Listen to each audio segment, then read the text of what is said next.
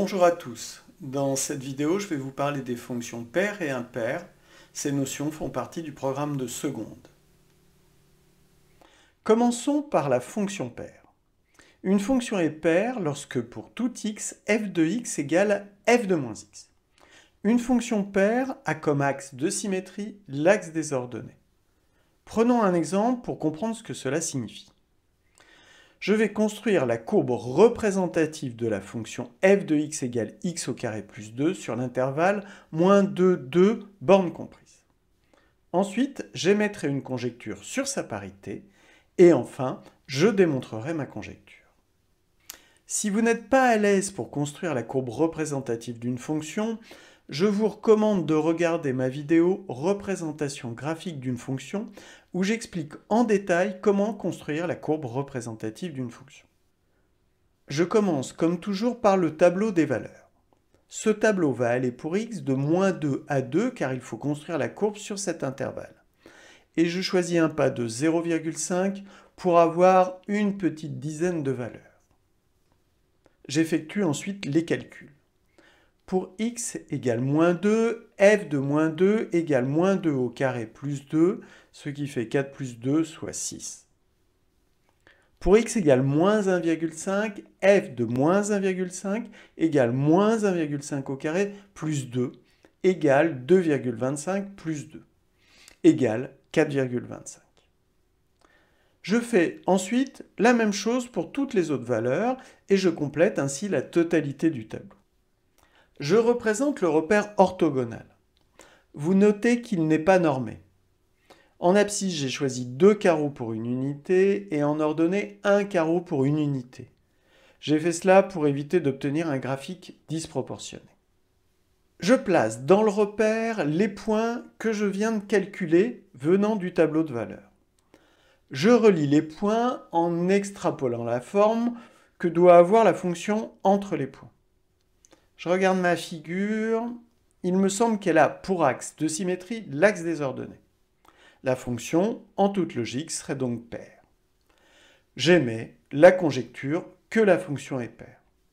Au cas où, je vous rappelle que conjecturer signifie émettre l'hypothèse que.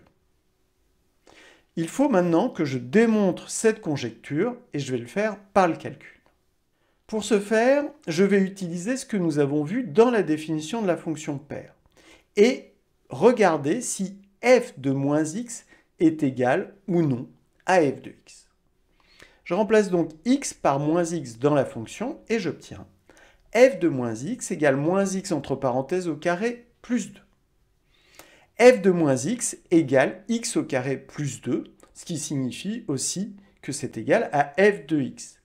Donc, f de x est bien égal à f de moins x.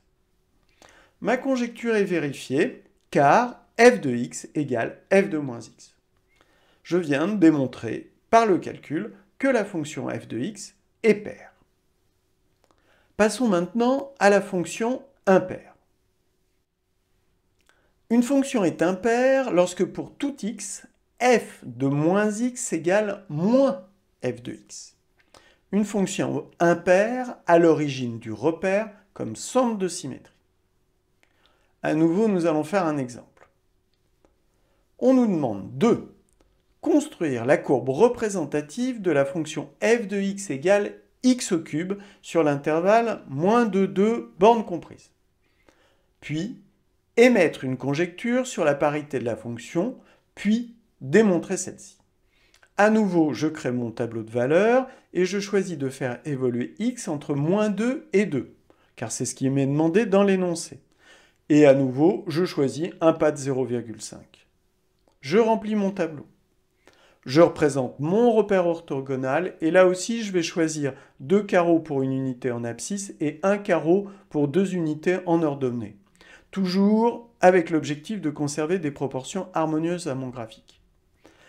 Même si dans mes deux exemples, j'ai choisi le même modèle de représentation, cela est uniquement lié à l'exercice qu'on me demande. Dans d'autres cas, cela sera différent.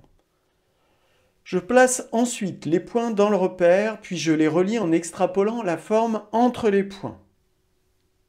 Je regarde cette forme de fonction il me semble bien qu'elle est symétrique par rapport à l'origine, ce qui correspondrait à ce moment-là à la définition d'une fonction impaire.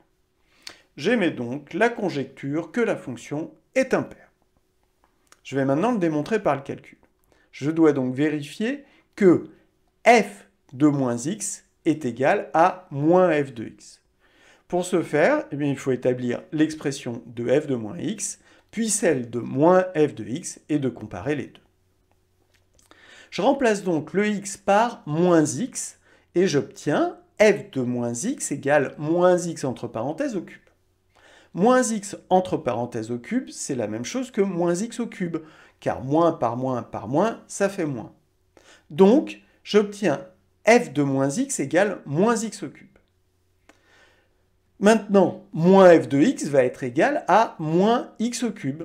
Donc, de fait, f de moins x va être égal à moins f de x.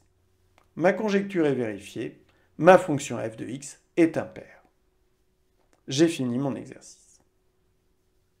Je vous laisse avec ce dernier tableau qui reprend l'essentiel, à savoir des fonctions paires et impaires.